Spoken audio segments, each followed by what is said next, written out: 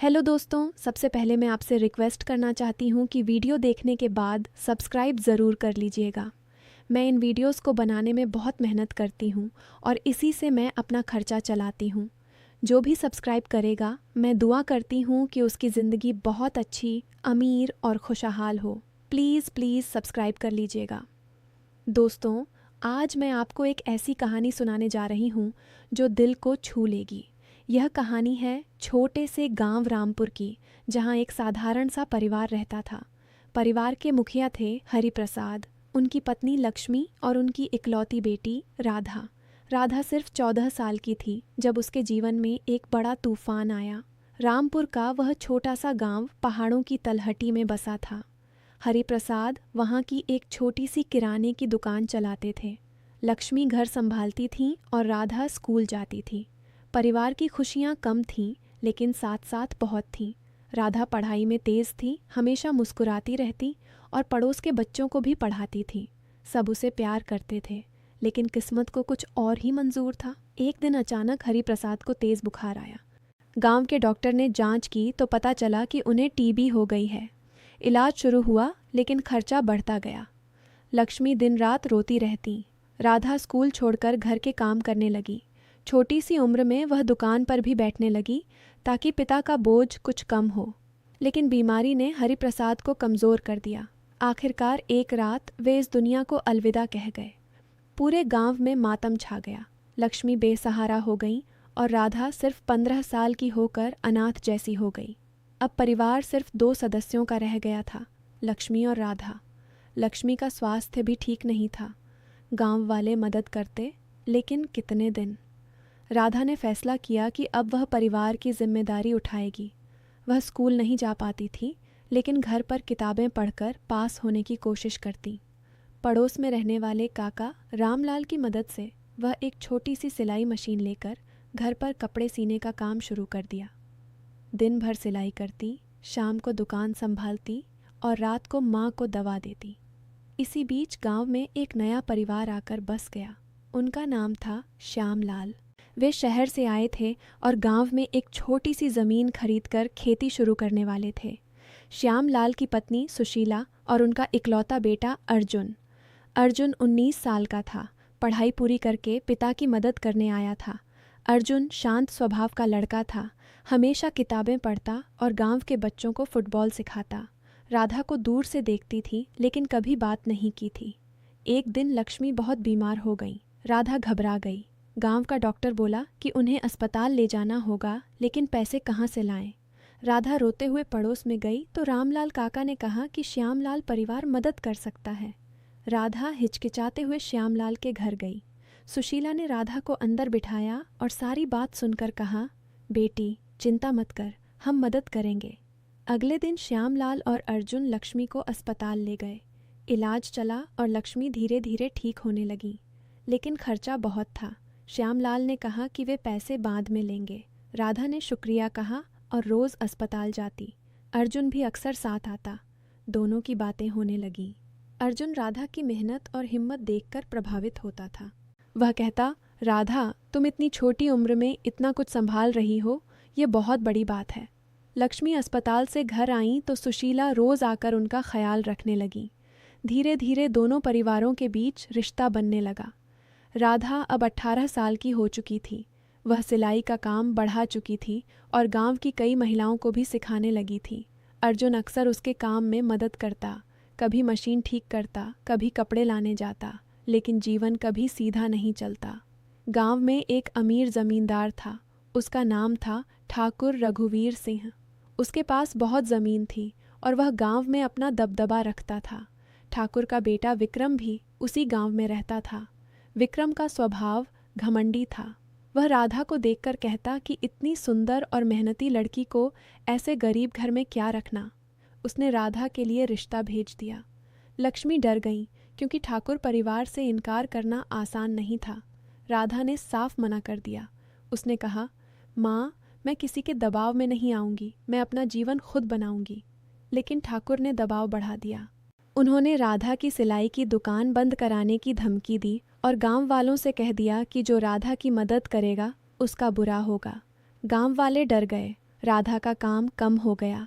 अब पैसे की तंगी फिर शुरू हो गई। इसी मुश्किल समय में अर्जुन आगे आया। उसने अपने पिता से कहा कि वे राधा और लक्ष्मी की मदद करें। श्यामलाल ने हाँ कर दी, लेकिन ठाकुर के डर से चुपचाप मदद करने लगे। अर्जुन राधा को सांत्वना देता, डरो मत राधा, सच्चाई हमेशा जीतती है। दोनों की दोस्ती गहरी होती जा रही थी। राधा को अर्जुन में एक सहारा नजर आता था। वह उसे अपना भाई मानने लगी थी। एक दिन ठाकुर रघुवीर सिंह ने बड़ा षड्यंत्र रचा। उन्होंने गांव के सरपंच से मिलकर राधा के घर की ज़मीन पर कब्जा करने की कोशिश की। कहने लगे कि हरि प्रसाद ने उनसे कर्ज लिया था और अब ज़मीन उनके नाम करनी होगी। लक्ष्मी रोने लगी। राधा ने विरोध किया, लेकिन कोई सुनने वाला नहीं था। गांव वाले डरे हुए थे। राधा ने फैसला किया कि वह शहर जाएगी और काम करके पैसे कमाएगी। लेकिन लक्ष्मी अकेली कैसे रहेंगी? अर्जुन ने कहा, राधा, मैं तुम्हारी मदद करूँगा। मेरे पिता की ज़मीन पर एक छोटी सी दुकान शुरू कर देते हैं। तुम सिलाई का काम वहाँ करो। श्यामलाल और सुशीला ने भी हाँ कर दी। धीरे धीरे राधा की नई दुकान चलने लगी। अर्जुन रोज़ मदद करता। ठाकुर का क्रोध बढ़ता गया। उसने अर्जुन को धमकी दी कि अगर वह राधा की मदद करता रहा तो उसके परिवार को गांव छोड़ना पड़ेगा। अर्जुन ने कहा, ठाकुर साहब, अन्याय के सामने झुकना मेरे बस की बात नहीं।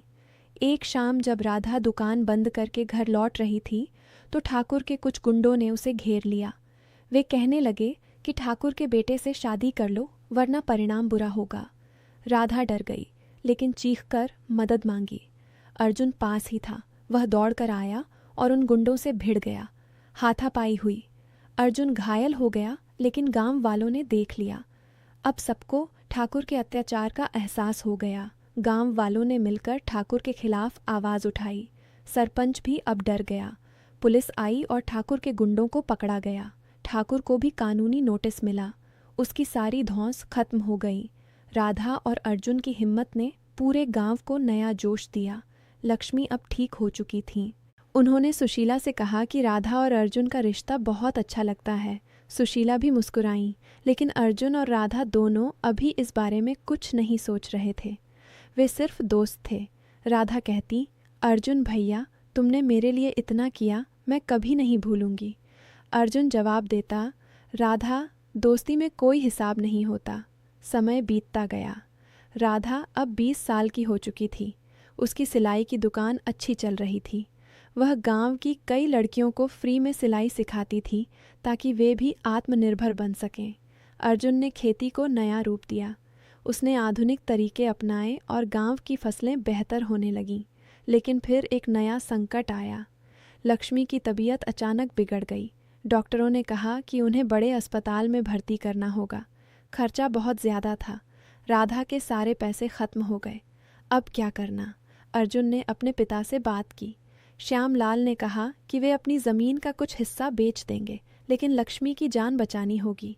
राधा ने रोते हुए मना किया, अंकल, आप अपनी ज़मीन क्यों बेच रहे हैं? मैं कोई और रास्ता निकालूंगी। लेकिन अर्जुन ने कहा, राधा, अब समय बर्बाद मत करो। माँ की जान सबसे ऊपर है। अस्पताल में इलाज चला। लक्ष्मी की हालत गंभीर थी। राधा दिन रात उनके पास बैठी रहती। अर्जुन भी आता और राधा को खाना खिलाता, उसे आराम करने को कहता। एक रात जब लक्ष्मी बेहोश थी, राधा फूट फूट कर रोने लगी। अर्जुन ने उसे गले लगाकर सांत्वना दी। राधा, हिम्मत रखो, सब ठीक हो जाएगा। मैं हूं ना तुम्हारे साथ। उस पल राधा को एहसास हुआ कि अर्जुन सिर्फ दोस्त नहीं, उसका सहारा है। लेकिन उसने कुछ कहा नहीं। इलाज के बाद लक्ष्मी धीरे धीरे ठीक हो गई, लेकिन श्यामलाल की ज़मीन बेचने का खर्चा अभी भी था। राधा ने फैसला किया कि वह अपनी सिलाई की दुकान बढ़ाएगी और कर्ज चुकाएगी। ठाकुर रघुवीर सिंह अब पहले जैसा घमंडी नहीं रहा था। पुलिस केस और गांव वालों के विरोध ने उसे सबक सिखा दिया था। वह खुद राधा के पास आया और माफ़ी मांगी। उसने कहा, बेटी, मैंने बहुत गलती की। अब मैं तुम्हारी मदद करना चाहता हूँ। मेरी ज़मीन पर तुम अपनी सिलाई ट्रेनिंग सेंटर खोल सकती हो। राधा ने शुरुआत में मना किया, लेकिन लक्ष्मी ने समझाया कि माफ़ी स्वीकार कर लेना भी एक बड़ा गुण है। राधा ने ट्रेनिंग सेंटर शुरू किया। अब गांव की लड़कियां वहां आकर सिलाई, कढ़ाई और हैंडीक्राफ्ट सीखतीं। अर्जुन भी मदद करता। दोनों मिलकर गांव को बदल रहे थे।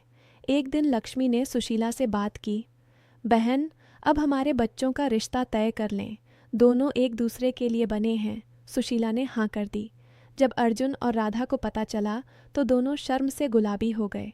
राधा ने कहा, माँ, मैं अभी तैयार नहीं हूँ। लेकिन अर्जुन ने मुस्कुराते हुए कहा, राधा, मैं तुम्हें हमेशा से चाहता था। तुम्हारी हिम्मत, तुम्हारी मेहनत और तुम्हारा साफ दिल मुझे बहुत पसंद है। राधा ने सोचा और हाँ कर दी, लेकिन उसने एक शर्त रखी। विवाह के बाद भी वह अपना काम जारी रखेगी और गांव की लड़कियों की मदद करती रहेगी। अर्जुन ने खुशी से हाँ कर दी। विवाह बड़े सादगी से हुआ। पूरे गांव ने खुशियां मनाईं। ठाकुर रघुवीर सिंह भी आए और आशीर्वाद दिया। लक्ष्मी की आंखों में खुशी के आंसू थे। अब राधा अर्जुन के घर आई। सुशीला ने उसे बेटी की तरह अपनाया। अर्जुन राधा का बहुत ख्याल रखता। वह कहता, राधा, तुमने मेरे जीवन को नया अर्थ दिया है। दोनों मिलकर गांव में स्कूल बनवाने का काम शुरू कर दिया। राधा ट्रेनिंग सेंटर चलाती और अर्जुन खेती संभालता। समय बीतता गया। उनका एक बेटा हुआ जिसका नाम रखा गया राहुल। राहुल अपनी माँ की तरह मेहनती और पिता की तरह सच्चा था। लेकिन जीवन में फिर एक मोड़ आया। अर्जुन को शहर में अच्छी नौकरी का ऑफर मिला।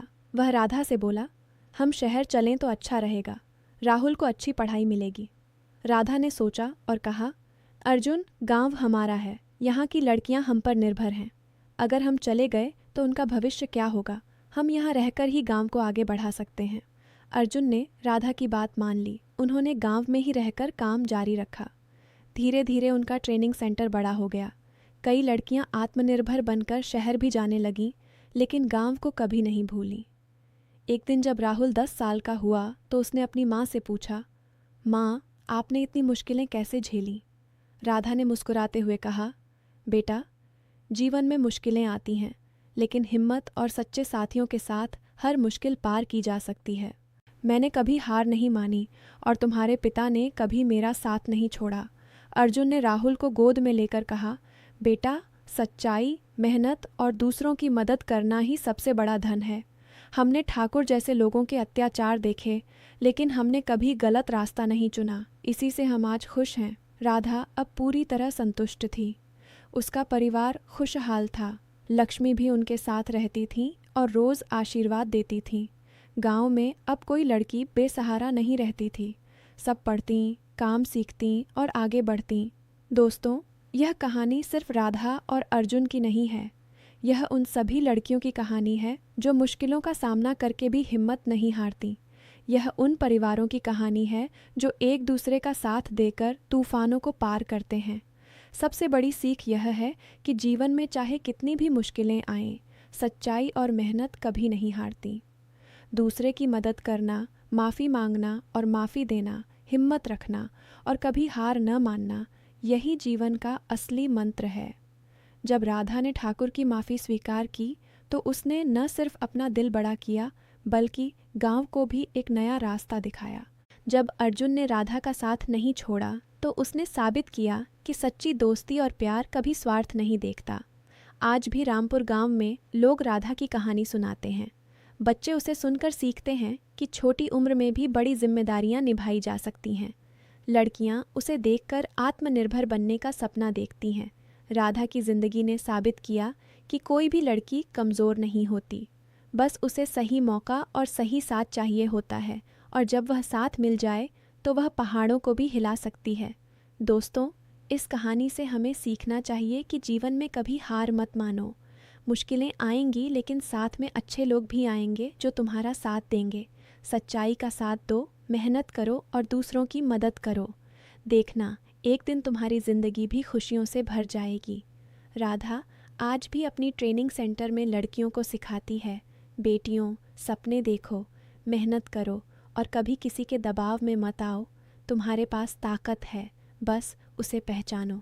और अर्जुन आज भी कहता है, राधा, तुम मेरी ताकत हो, तुम्हारे बिना मैं कुछ नहीं। यह कहानी खत्म होती है, लेकिन इसका संदेश हमेशा रहेगा। प्रेम, विश्वास, मेहनत और क्षमा से हर समस्या का हल निकलता है। अगर आपको यह कहानी पसंद आई तो लाइक ज़रूर कीजिएगा। कमेंट में बताइएगा कि आपको सबसे ज़्यादा क्या पसंद आया, और दोस्तों के साथ शेयर कीजिएगा ताकि और लोग भी इस संदेश को सुन सकें। फिर मिलते हैं एक नई कहानी के साथ। तब तक अपना और अपने परिवार का ख्याल रखिएगा। ईश्वर सबको खुश रखे। शब्द गिनती लगभग 2800 शब्द। पूरी कहानी मूल, नई और परिवार के लिए उपयुक्त है।